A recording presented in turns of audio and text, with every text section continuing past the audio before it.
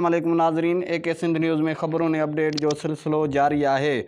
उस्मान शाह हुड़ी खां ख़बर शामिल कंदा हलूं तो उस्मान शाह हुड़ी में बेनज़ीर इनकम सपोर्ट जो सेंटर मुबीना तौर बंद करण ख़िलाफ़ सवें औरतुन पारां शहर उस्मान शाह हुड़ी में मेन टंडो आदम रोड ब्लॉक असांखे मुसलसल 4 ॾींहनि खां परेशान करे सेंटर हथरादू तौर बंद कयो वियो आहे।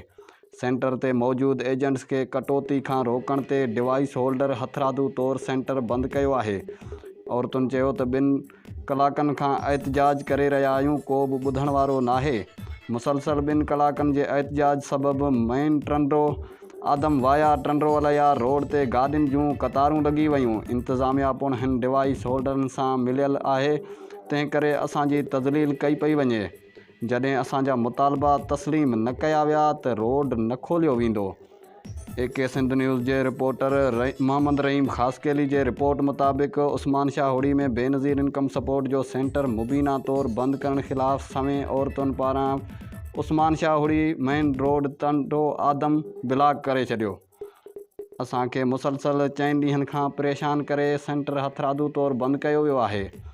सेंटर ते मौजूद एजेंट्स के कटौती खां रोकण ते डिवाइस होल्डर हथरादू तौर सेंटर बंद कयो आहे। मुसलसल 2 कलाकनि खां एहतजाज सबबि मेन टंडो आदम वाया टंडोअलया रोड ते गाॾियुनि जूं कतारूं लॻी वयूं। इंतज़ामिया पिणु हिन डिवाइस होल्डर सां मिलियल आहे, तंहिं करे असांजी तज़लील कई पई वञे।